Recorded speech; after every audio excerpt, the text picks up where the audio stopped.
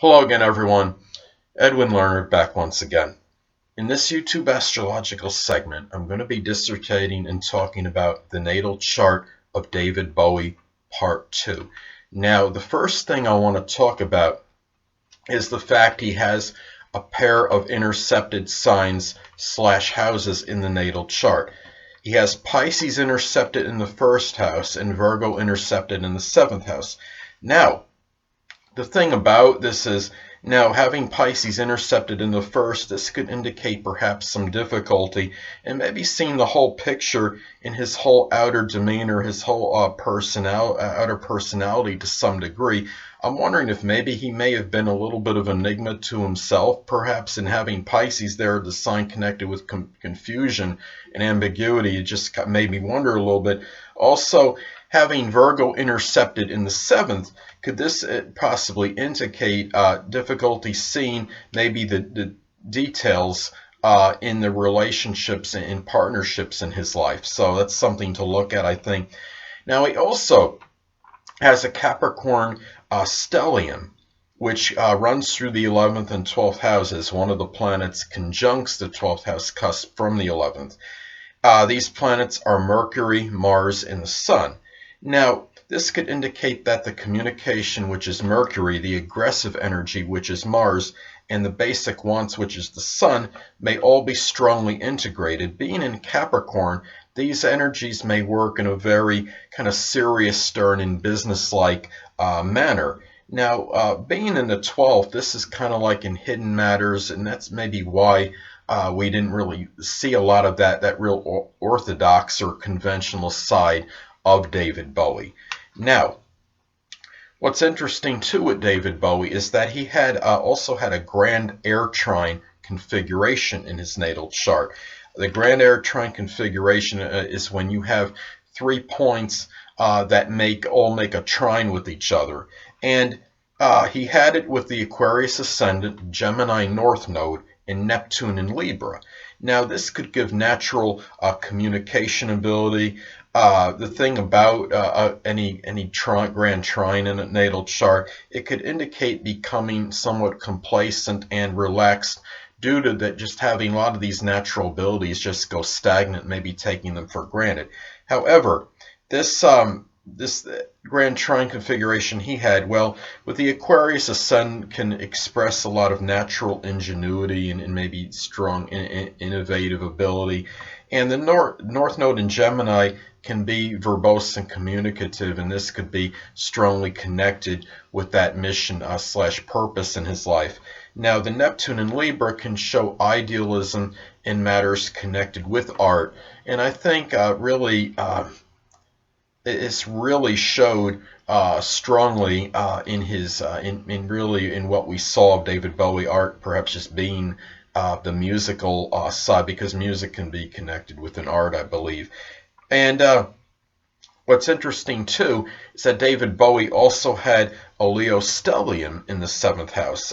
This was the Moon, Saturn, and Pluto, which could indicate that David Bowie's emotional needs, which is the Moon, responsibility, which is Saturn, and transformation, which is Pluto, may be strongly amalgamated and integrated. And the fact is, being in Leo, this might be expressed in a very flamboyant, dramatic, and loud manner, and expressed, therefore, perhaps in relationships and partnerships, which is the seventh house. Now, what's interesting now also is that David Bowie also had a Yod configuration in his natal chart. Now, the Yod in his natal chart involves the Sun in Capricorn, Jupiter in Scorpio, and Uranus in Gemini. The Sun is conjunct Mars in this as well, though. Now, the Yod in a natal chart is a configuration consisting of 3 points. 2 of them sextile each other, and both are in conjunct a third point. The third point in the Yod configuration is that focal or apex point. It's that action point which is directing the person into some form of course of action. And it could also indicate potential prodigious achievement connected with that apex point if the person is willing to work through the consternation slash frustration of perhaps the inconjunct aspects in the configuration. So in this particular case, David Bowie had Uranus was the action point in this particular configuration, and it was the Sun sextile Jupiter and also Mars sextile Jupiter as well in that, because Mars does conjunct the Sun, as I stated before. Now, the ideal is to take the energy of that sextile aspect, or sextile aspects, I guess you could say in this case, and incorporate or inject that into the action point, and the action point being, that focal point being, Uranus in Gemini in the fourth, but conjunct the fifth house of entertainment. No shocker there, you're probably thinking, right? Now, anyway, now the Sun sextile Jupiter can have a real positive and expansive outlook, and Mars sextile Jupiter can be fortuitous for initiating projects with a lot of expansive, exuberant, and just positive, optimistic type energy. And in this particular case, this energy, of course, is going to be injected into that Uranus in Gemini in the fourth conjunct the fifth. So it's interesting to note that I think obviously he put a lot of positive energy into this, because Uranus in the fifth, Uranus in the fourth, but conjunct the fifth is like Uranus, is close to Uranus being in the fifth, and Uranus in Gemini may have original ideas with communication, and conjunct the fifth could account for him being unorthodox in the entertainment industry. What also makes that Uranus point, that apex or focal point, very prominent and significant, I believe, it's because it's also his chart ruler, and it's also it was also the lead planet in his locomotive chart pattern. And what's interesting too is keep in mind that he had Jupiter in its accidental dignity in the ninth house, and he also had Mars exalted in Capricorn. So having those positive placements, I think, really helped make this energy really work for him, and led to this real exorbitant type achievement.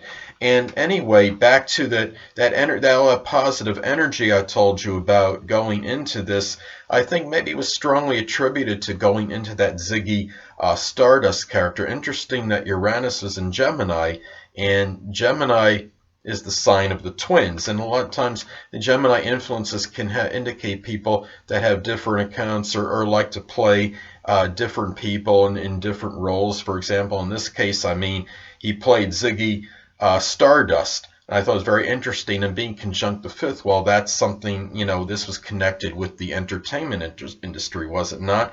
So I think this Yod pattern really fit David Bowie to a T, and obviously put a lot of that expansive and exuberant Jupiter, those Jupiter sextile aspects that I was telling you about before, with that aggressive energy into that Ziggy Stardust character, which I think was strongly connected with Uranus and Gemini conjunct the fifth house. Even though Uranus was in the fourth house, it did make a conjunction to the fifth. Well, anyway, people, that'll conclude this YouTube astrological segment for the natal chart of David Bowie, part 2. And stay tuned next time, where I will be continuing my series on the Sun ascendant combinations. 2 things I want to get with you on before I head out. Firstly, the stars may impel but do not compel. And secondly, never isolate any single astrological element, aspect, planetary placement, position, configuration, influence, or what have you, and make an analysis of a person, astrologically speaking, based on this alone. Because astrologically speaking, the person is the sum of all their components in their natal chart, and not just one. Until next time, people, stay well.